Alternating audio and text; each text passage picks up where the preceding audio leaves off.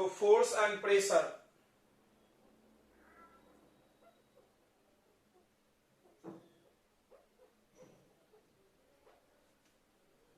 बस ये दो फिजिकल क्वांटिटी है, बहुत इंपॉर्टेंट फिजिकल क्वांटिटी होता है, एक एक के बारे में हम लोग को पढ़ना है।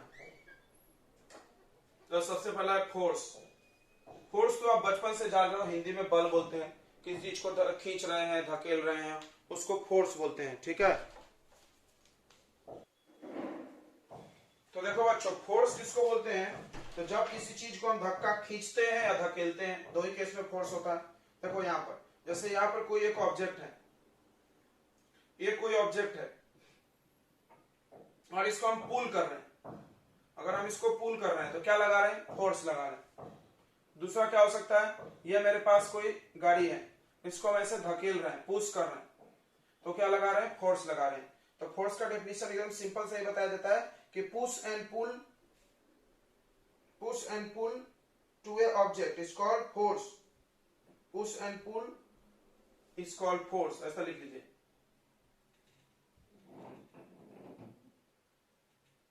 पुश और या and pull of object is called force. किसी भी ऑब्जेक्ट को हम पुश कर रहे हैं या पुल कर रहे हैं तो उसमें फोर्स लग रहा है, ठीक है। क्लियर हो गया बच्चों ये बात। अब बात करते हैं SI unit of force.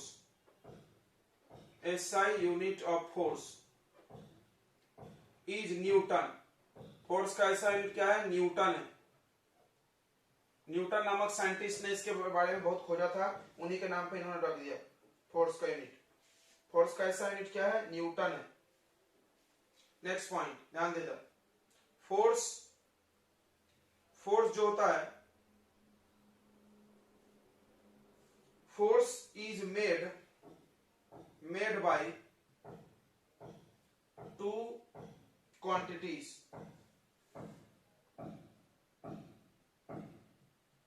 Force में दो चीजें होती है, एक होता है मैग्नीट्यूड और दूसरा होता है डायरेक्शन। इसीलिए फोर्स को हम लोग वेक्टर क्वांटिटी भी बोलते हैं। देखिए मैग्नीट्यूड मतलब वैल्यू, ध्यान से देखिए, जैसे ये एक ऑब्जेक्ट है, इस पे हम फोर्स लगा रहे हैं तो इसको लिखे 10 न्यूटन। अच्छा दूसरा ध्यान दो, इस पे भी हम फोर्स ही लगा रहे हैं,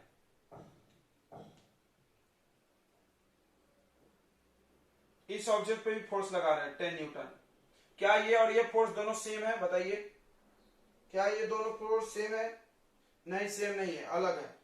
क्यों अलग है? क्योंकि देखो फोर्स में दो चीज होता है, वैल्यू, मैग्नीट्यूड यानी वैल्यू, और दूसरा डायरेक्शन। तो दोनों सेम होना चाहिए तो आप फोर्स सेम बोलो। This and this force is not same, ये और ये फोर्स सेम नहीं है। क्यों सेम नहीं है? इन दोनों में क्या सेम नहीं है बच्चों?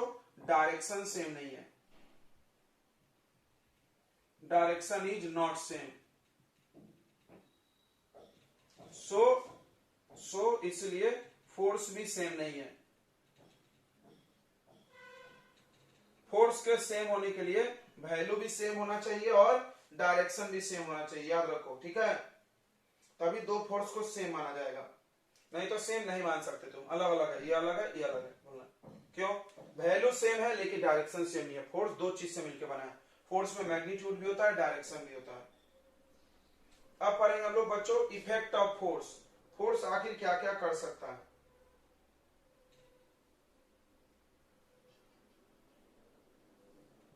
इफेक्ट ऑफ फोर्स, फोर्स का प्रभाव, फोर्स क्या क्या कर सकता है, ठीक है।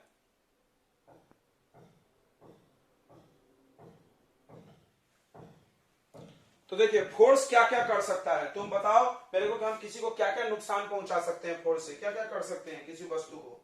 ठीक है, तो सबसे पहला चीज है कि force can move rest object.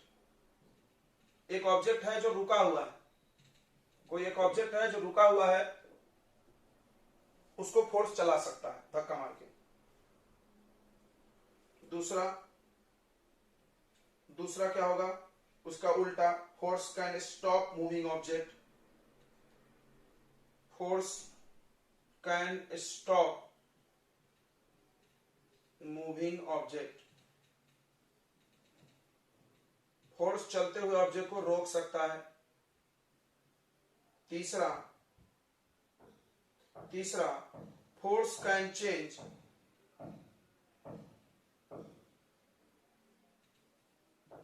Speed of object, force किसी भी ऑब्जेक्ट का स्पीड बदल सकता है। चौथा, force can change direction of object,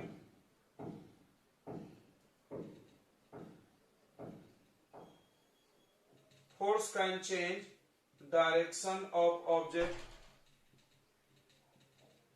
force direction बदल सकता है ऑब्जेक्ट का। आखिरी, force can change shape of object, force can change shape of object.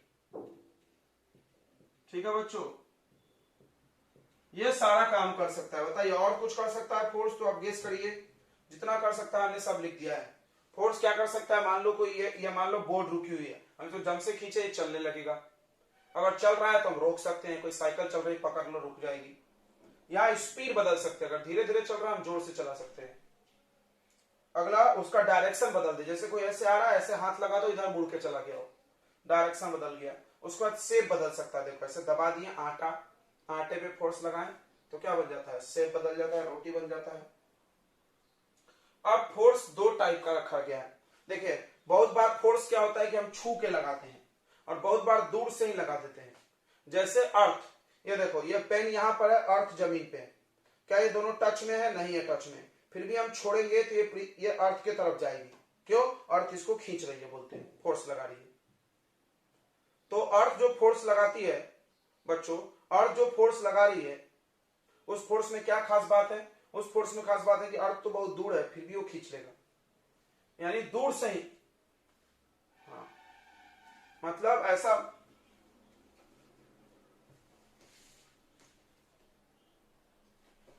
हाँ ऐसा ही होता है ना स्पेस में। स्पेस में ऐसा ही होता है ना बच्चों, जैसे स्पेस में तुम देखो पिक्चर देखोगे तो ऐसे छोड़ देते हो लोग, यहीं पे रुक जाता है कोई भी चीज। खाना वाना दिखाते होंगे कोई कभी स्पेस के अंदर की सीन, तो स्पेस के अंदर की सीन जब वो दिखाते हैं तो इस बात को दिखाते हैं कि हम किसी चीज को यहां रख दिए तो यहीं लटका हुआ है। समझ रहा है क्या? तो अर्थ खींच करके उसको नीचे कर रही है, नहीं तो नीचे थोड़ी आता था, नहीं आता था, वो तो ऊपर लटका रहा था हवा में। ठीक है बच्चों, इतनी बातें नोट कर लिया आपने? जल्दी बताइए। तो आप पढ़ेंगे हम लोग टाइप्स ऑफ फोर्स।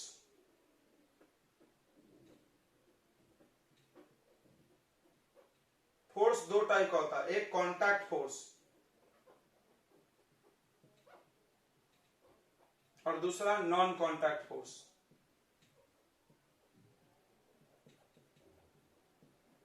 तो कॉन्टैक्ट फोर्स का नाम से ही पता चल रहा है, जिसको लगाने के लिए टच करना पड़ेगा। जिस फोर्स को लगाने के लिए ऑब्जेक्ट को क्या करना पड़ेगा? टच करना पड़ेगा। वैसा फोर्स जो दो ऑब्जेक्ट के बीच में तभी लगेगा जब वो एक दूसरे को टच करे, कांटेक्ट करे। जैसे पहला है मस्कुलर फोर्स। मस्कुलर मतलब समझ ही गया होगा, मांसपेशी अपने हाथों से लगाया गया। तो ये फोर्स के लिए टच करना पड़ेगा किसी वस्तु को। फ्रिक्शनल फोर्स, फ्रिक्शनल फोर्स भी सब लोग जानते होंगे, जब हम किसी चीज को चलाते हैं तो नीचे नीचे घिसती है, तो उसके लिए भी कांटेक्ट चाहिए, फ्रिक्शन। ठीक है, ये दोनों कांटेक्ट फोर्स हो गया। नॉन कांटेक्ट फोर्स में बच्चों दो नाम आता है। देखिए एक हो गया ग्रेविटेशनल फोर्स, जिसकी बात अभी हम कर रहे थे। पृथ्वी खींच रही है किसी वस्तु को तो दूर से ही खींच रही है, टच करने की कोई जरूरत नहीं है। दूसरा है इलेक्ट्रोस्टैटिक फोर्स। इलेक्ट्रोस्टैटिक मतलब क्या होता है बच्चों? चार्ज, एक प्लस चार्ज और एक माइनस चार्ज दूर से ही एक दूसरे को खींच लेता है, पास में चिपकने रखने की कोई जरूरत नहीं है। इसमें क्या है? अर्थ खींचती है। इसमें कौन खींचता है बच्चों? अर्थ।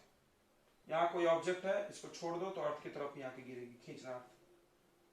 तीसरा है मैग्नेटिक फोर्स। तुम तो ये बचपन में खेले होगे दो चुंबक से, दो चुंबक लेके बहुत खेले होगे तुम। यहाँ नॉर्थ पोल, यहाँ साउथ पोल, छोड़ दो तो ये दौड़ के चला आएगा इसके पास, कांटेक्ट में हो जाएगा। पहले तो कांटेक्ट में नहीं था। ठीक है, तो ये सारे फोर्सेस जो है बच्चों वो नॉन कांटेक्ट फोर्स है। तो कांटेक्ट फोर्स को हम लोग पढ़ लेते थोड़ा सा।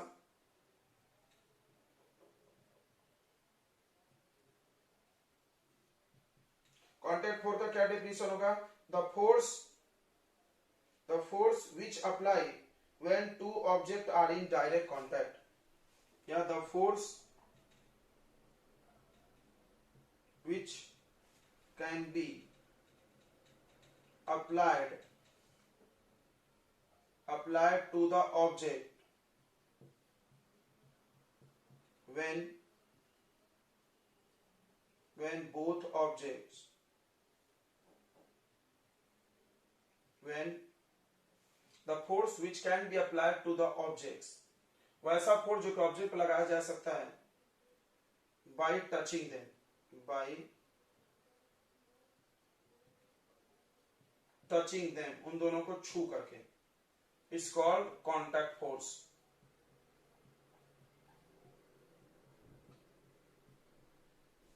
ठीक है, जैसे कांटेक्ट फोर्स में पहला फोर्स आ जाएगा मस्कुलर फोर्स।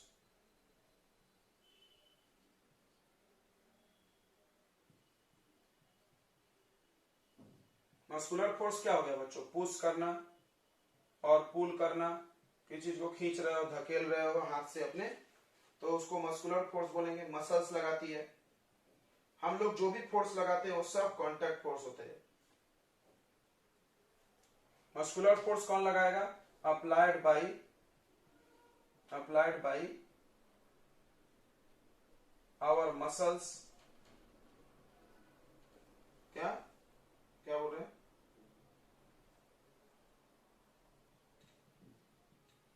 हाँ, कोई जरूरी नहीं अप्लाइड बाय ह्यूमंस, जानवर भी लगाते हैं ना, गाय, भैंस, कुत्ता, बिल्ली, उनके पास भी मसल्स है। गाय खींच रहा है, भैंस खींच रही है, बैलगाड़ी खींच रहा है, बैल तो भी अपने मसल से खींच रहा है ना।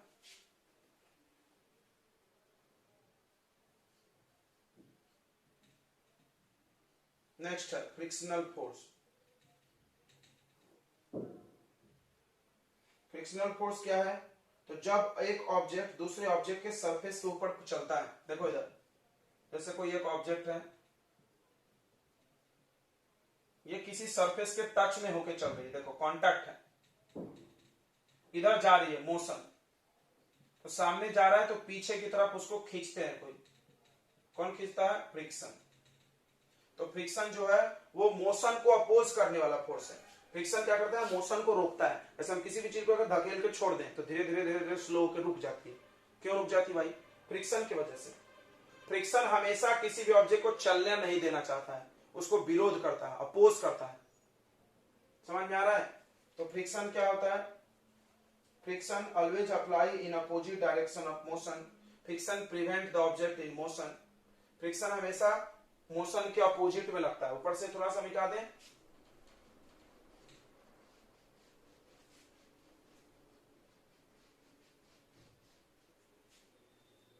तो फ्रिक्शन के बारे में लिख लें। Friction is opposes the motion of object। Friction motion को अपोज करता है। ठीक है, नेक्स्ट बात क्या जानते हैं हम लोग? फ्रिक्शन ऑलवेज एक्स मतलब काम करता है in opposite direction of motion. In opposite direction of motion. Next, it is contact force, it apply when one object is moving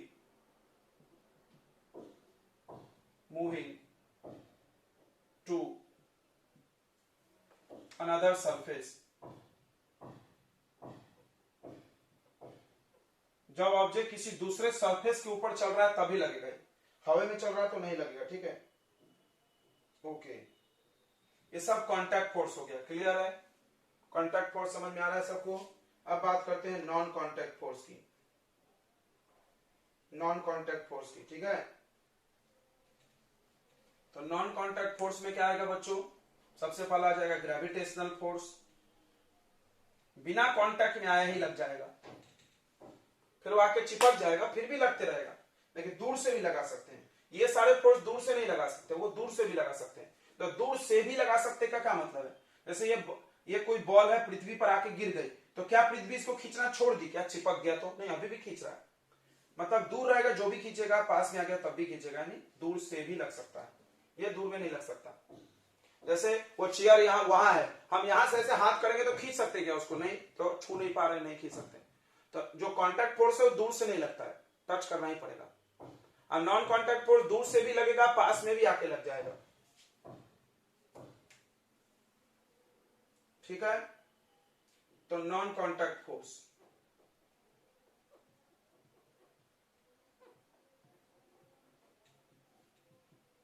देखो, the forces which can be applied to the object without touching them, बिना छुए हुए लगा सकते हैं, उसको क्या बोलते हैं हम लोग, non contact force, is called non contact forces, ठीक है। पहला इसका एग्जांपल हो जाएगा ग्रेविटेशनल फोर्स,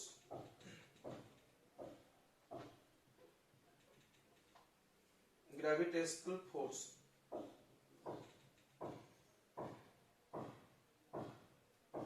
देखो, the force applied by earth to all objects, हर ऑब्जेक्ट पर पृथ्वी एक फोर्स लगाती है, उसको हम लोग ग्रेविटेशनल फोर्स बोलते हैं। To all objects is called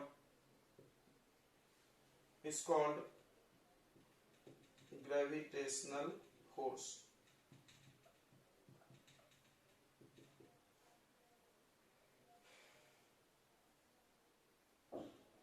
ठीक है, ग्रेविटेशनल फोर्स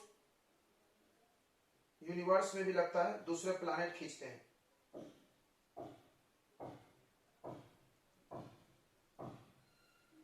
ध्यान सुनेंगे,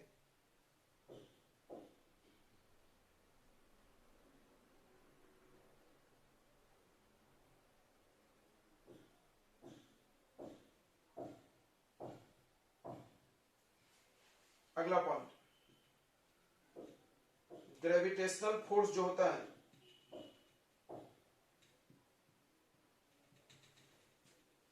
depends on mass of object, object के मास पर डिपेंड करता है। जैसे देखो, जैसे यह अर्थ है, यहां पर 2 केजी का एक ऑब्जेक्ट है, इसको भी अर्थ खींच रहा है, और 10 केजी का ऑब्जेक्ट है, इसको भी अर्थ खींच रहा है। क्या सेम फोर्स से खींचेगा? नहीं, यहां पर ज्यादा फोर्स लगेगा, स्ट्रॉन्ग फोर्स, मास ज्यादा है, और यहां पर वीक, कमजोर। ठीक है, ग्रेविटेशनल फोर्स मास पे, ज्यादा मास वाले ऑब्जेक्ट पे ज्यादा लगता है, depend on mass of object. It means, इसका ये मतलब है, इट एक्ट्स ये लगता है ज्यादा, ग्रेटर ऑन हेवियर ऑब्जेक्ट्स।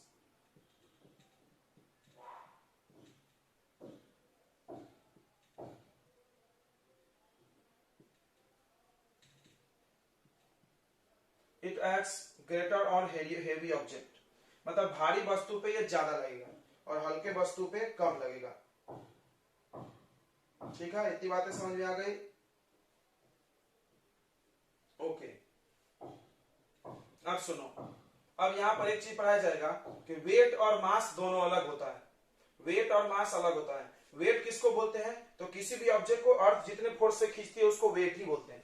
याद रखना, किसी भी ऑब्जेक्ट को अर्थ जितने फोर्स से खींचती है उसको वेट बोलते हैं। देखो यहां पर हम लिखते हैं, weight and mass are different. Weight और मास डिफरेंट होता है फिजिक्स में, याद रखो। वेट क्या होता है? तो कोई भी ऑब्जेक्ट को, जैसे ये ऑब्जेक्ट है, इसको पृथ्वी जितने फोर्स से खींच रहे, वेट एक फोर्स है, उसको हम लोग वेट बोलते हैं। अच्छा, मास क्या है? इसको बनाने में जितना, जैसे 2 kg मास है, ये kg में जो लिखा है मास है, और वेट काय में होता है? न्यूटन में होता है। वेट काय में होता है? न्यूटन में नापेंगे या kgf में नापते हैं। kgf kilogram force, kilogram force में।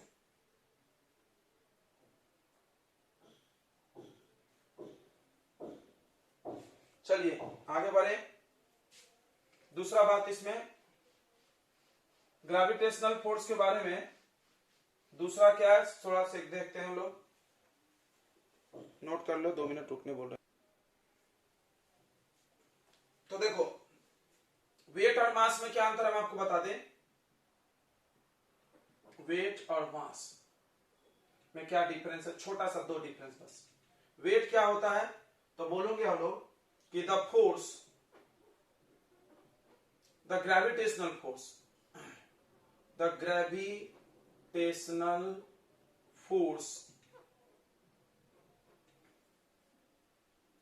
एक्टिंग, एक्टिंग वर्ड सुने हो क्या? एक्टिंग मतलब लगना। एक्टिंग ऑन ऑब्जेक्ट, किसी भी ऑब्जेक्ट पर जितना ग्रेविटेशनल फोर्स लग रहा है, gravitational force acting on the object is called weight. समझ लो ध्यान से। जैसे यह कोई ऑब्जेक्ट है m मास का, और इसको पृथ्वी खींच रही है जितने फोर्स से, पृथ्वी जिस फोर्स से पहुंचती है उसको क्या बोलते हैं हम लोग? Gravitational force. और जितने ग्रेविटेशनल फोर्स से खींच रहे उसी को हम वेट बोलते हैं। याद रखो, एकदम इंपॉर्टेंट बात है, बहुत इंपॉर्टेंट बात है।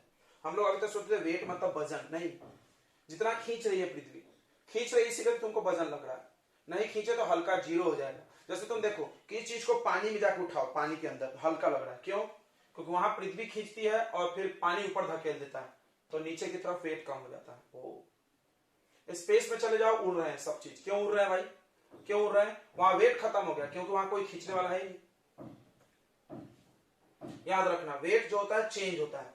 अच्छा, मास क्या होता है? तो किसी भी चीज को बनाने में जितना सामान, जैसे पेन को बनाने में जितना प्लास्टिक लगा वो इसका मास है, इस बोर्ड को बनाने में जितना लकड़ी लगा वो इसका मास है। किसी भी चीज को बनाने में जितना मटेरियल लगता है उसको मास बोलते हैं। देखो, the material, the quantity of material, the quantity of material, quantity यानी मात्रा, किसी भी ऑब्जेक्ट के अंदर जितना मटेरियल की मात्रा है, quantity of material present in object is called मास। ठीक है, ओके। मास कभी चेंज नहीं होता है, मास डू नॉट चेंज। क्यों? बताओ, हम इस पेन को लेके स्पेस में चले जाएं तो क्या इसके अंदर का प्लास्टिक खत्म हो जाएगा? इसमें प्लास्टिक खत्म होकर लोहा आ जाएगा? नहीं, वही रहेगा जो है। यानी मास कभी चेंज नहीं होता है। ठीक है, लेकिन वजन हल्का जरूर हो जाएगा, उड़ने लग सकता है, ये वेट कम हो जाएगा क्योंकि वेट फोर्स है। अच्छा, एक बात और सुनो, वेट जब फोर्स है, सुनेंगे सभी लोग, वेट तो फोर्स है, और फोर्स का एसआई यूनिट क्या होता है बताइए? न्यूटन। फोर्स को क्या में नापते हैं? न्यूटन। तो इसका एसआई यूनिट न्यूटन है। SI unit of weight is newton, या इसको केजीएफ भी बोलते हैं। केजीएफ मतलब किलोग्राम फोर्स। देखो, फोर्स है,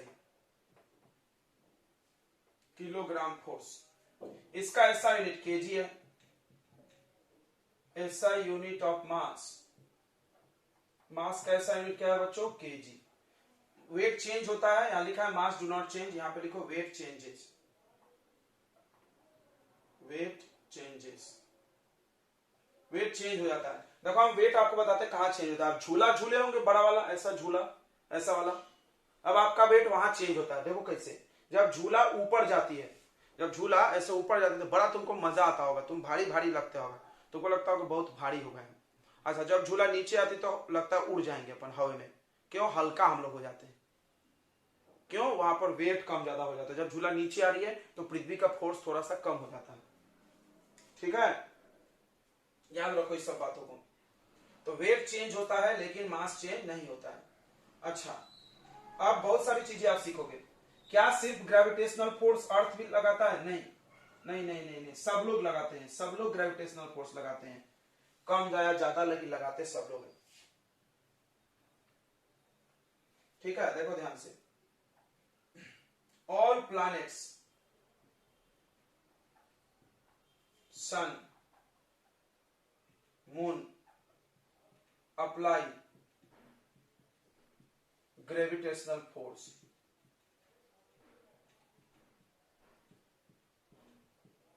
सब लोग ग्रेविटेशनल फोर्स लगाते हैं, दुनिया में जितने लोग हैं सब लोग एक दूसरे पे ग्रेविटेशनल फोर्स लगाते हैं, ठीक है। अगला सुनेंगे, मून अप्लाई, मून अप्लाई कम लगाता है मून, क्योंकि मून हल्का है, वजन कम है उसका।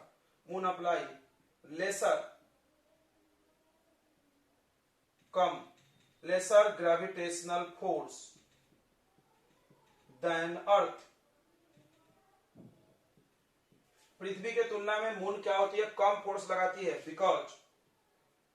Because mass of moon is less than earth. सबको पता है कि मून छोटा है पृथ्वी से, मून छोटा है, मतलब सुनो, जैसे ये डायग्राम से हम समझाते हैं, ये अर्थ है आपका और ये मून है, छोटा है थोड़ा। यहां पर एक ऑब्जेक्ट रखे हम 1 किलो का, दोनों जगह ले जाके, तो किसको जल्दी गिरा लेगा, कौन जल्दी पहुंच जाएगा गिर के, मून पे धीरे धीरे गिरेगा, धीरे धीरे गिरेगा, स्लो, स्लो, क्या बोलेंगे धीरे गिरने को इंग्लिश में बताइए, फॉल स्लोली, फॉल्स स्लोली, और यहां पर फॉल्स फास्टली। क्यों, क्योंकि अर्थ ज्यादा जम से खींचता है। ओ अच्छा, अर्थ से भी बड़ा सन है तो सन और जम से खींचेगा, और सन पे चले गए तो जा नहीं पाएंगे, वो अलग बात है। यानी सब लोग ग्रेविटेशनल फोर्स लगाते हैं। बच्चे ऐसा सोचते हैं कि ग्रेविटेशन सिर्फ अर्थ लगाता है, गलत। अर्थ भी लगाता है, तो अर्थ पे भी ग्रेविटेशनल पावर है, मून पे भी है, सब पे है, सब में खींचने की क्षमता है।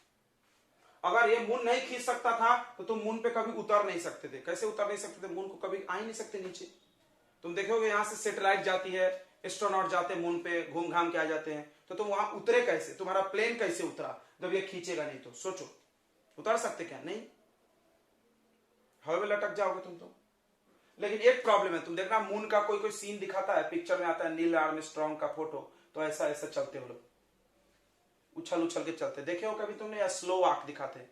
क्यों, क्यों स्लो दिख रहा है हमको, क्यों हमको स्लो दिख रहा है, ये समझ गया होगा तुम। क्योंकि मून पर हर चीज स्लो दिखेगी पृथ्वी से, क्योंकि मून जो खींचने की क्षमता है वो कम है। यानी मून पे अगर जाके तुम नाचोगे, नॉर्मल डांस करोगे, तो वो अर्थ का स्लो मोशन डांस हो जाएगा। समझ में आ रहा है? मून पे जाओ, डांस करके वीडियो बना लो, वो अर्थ पे आके दिखा दो, लोग बोलेगा स्लो मोशन डांस कर रहा। कितना अच्छा आइडिया दिया मैं तुमको।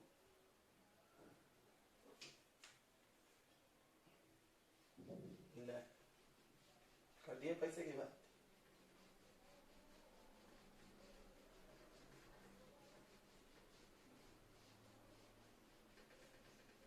और हिप हॉप करना है तो सन पे जाओ, धीरे धीरे भी नाचोगे तो जमजम से चलेंगे। चलिए, तो मून कितना ज्यादा लगाता है, कितना कम लगाता है, ध्यान से सुन ले।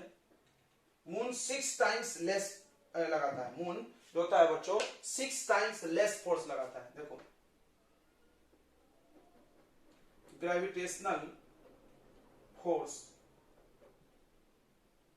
Of moon is 6 times less, 6 times less होता है किससे, देन अर्थ। अब देखो ग्रेविटेशनल फोर्स को हम लोग वेट भी बोलते हैं ना, बिल्कुल अभी तो बताए थे कि ग्रेविटेशनल फोर्स को वेट बोलते हैं। यानी किसी भी ऑब्जेक्ट का वेट मून पर जाके 6 टाइम्स कम हो जाएगा, याद रखो। किसी भी ऑब्जेक्ट का वेट मून पर जाकर के 6 टाइम्स कम हो जाएगा, 1/6 हो जाएगा। दैट इज, इसका ये मतलब है कि weight of object on moon जो है वो weight of object on earth से 6 times come. Weight of object on earth divided by 6, या कोई कोई इसको ऐसे भी लिख सकता है 1/6 वेट ऑन अर्थ। पृथ्वी पर जो तुम्हारा वेट है रख दो, मून पर वेट 6 टाइम्स कम होगा। 1/6 को कम पड़ेगा ना, 6 से डिवाइड कर रहे हैं तो क्या पढ़ेंगे, कम, इसलिए हमने इसको यहां लेस लिखा है। देखो लेस का मतलब डिवाइड, मोर का मतलब मल्टीप्लाई। इतनी सारी बातें आपको समझ में आ गई। ये सब बातें ग्रेविटेशनल फोर्स के बारे में है और ये सब नॉन कॉन्टैक्ट फोर्स है, नोट करनी है। चलो इलेक्ट्रोस्टैटिक फोर्स, दो इलेक्ट्रोस्टैटिक फोर्स क्या होता है तो अब हम लोग फिर से बता दे रहे हैं। देखिए यहां पर एक प्लस चार्ज है और यहां पर एक माइनस चार्ज है, दूर ही रख दो तो ये प्लस वाला माइनस की तरफ भागेगा और माइनस वाला प्लस की तरफ ऐसे आके चिपक जाएगा। अगर आप एक प्लस वस्तु को एक प्लस के तरफ रखोगे तो ये ऐसा रिपेल हो जाएगा। ओके, अच्छा अगर एक प्लस चार्ज है और एक अनचार्ज है, मान लो एक ऑब्जेक्ट है जिसपे चार्ज ही नहीं है, तो भी वो उसको अट्रैक्ट कर लेगा। ये चार्ज है और ये क्या है, अनचार्ज, तो भी अट्रैक्ट कर लेगा इसको। क्या आप बात कर दिया सर आपने, हाँ यही तो चमत्कार है। और ये दोनों चार्ज है, देखो यानी एक चार्ज ऑब्जेक्ट दूसरे चार्ज ऑब्जेक्ट को भी खींच सकता है और अनचार्ज को भी खींच सकता है। तो ये फोर्स क्या है, force acts between charge object, to charge object and charge and uncharge object. समझ में आया? ऐसा फोर्स जो एक चार्ज ऑब्जेक्ट के बीच में और अनचार्ज और चार्ज के बीच में लगता है। देखो ये दोनों चार्ज है तो भी लगा, चार्ज नहीं है तो भी लगा। सेम चार्ज रहता है रिपल्सन होता है, अपोजिट चार्ज रहता है तो अट्रैक्शन होता है। अगर एक चार्ज अनचार्ज है तो अट्रैक्शन ही होगा पक्का। अब बताओ यहां पर अगर माइनस को खींचेगा ये, अगर मान लो माइनस चार्ज है और यहां अनचार्ज है, तो अट्रैक्ट करेगा कि रिपेल करेगा, बताइए?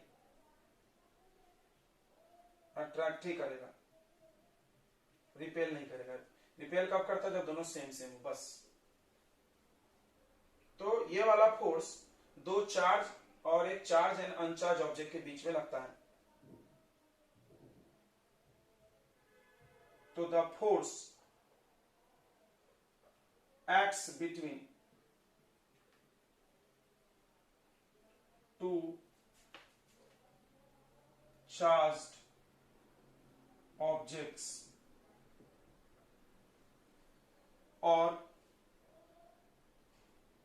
or charged and uncharged objects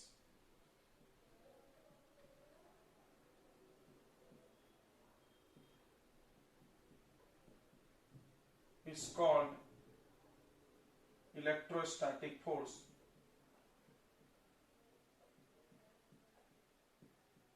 इसको हम लोग इलेक्ट्रोस्टैटिक फोर्स बोलते हैं, ठीक है?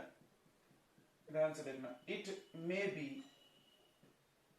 बी अट्रैक्टिव, या तो ये खींचने वाला हो सकता है, और रिपल्सिव, या तो रिपेल करने वाला भी हो सकता है। हो अट्रैक्ट कम करेगा, सेम चार्ज अगर रहेगा तो रिपेल करेगा,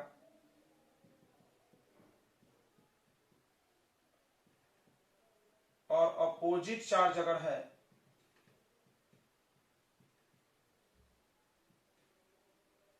सेम चार्ज अपोजिट चार्ज या चार्ज और अनचार्ज है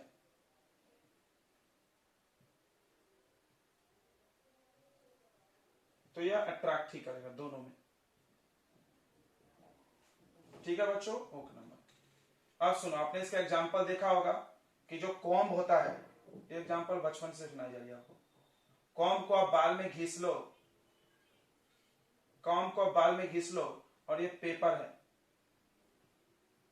और ये कॉम्ब है, तो कॉम को जब हम लोग बाल में घिसते हैं तो चार्ज हो जाता है, यानी इस पे कोई भी चार्ज आ गया, चाहे तो प्लस आ गया चाहे तो माइनस आ गया, और पेपर पे कोई चार्ज नहीं है, जीरो चार्ज, पास मिलेगा पेपर को खींच लिया उसने, क्या बात है। तो ये भी इस फोर्स का एग्जांपल यही दिया जाता है, ठीक है। चार्ज दो प्रकार के होते हैं, पॉजिटिव और निगेटिव। अगर दोनों सेम चार्ज रहा, सेम मतलब समझ रहा ना, प्लस प्लस माइनस माइनस भी हो सकता है, तो रिपल्सन होगा। चलिए अगला फोर्स है बच्चों मैग्नेटिक, नोट कर लिया।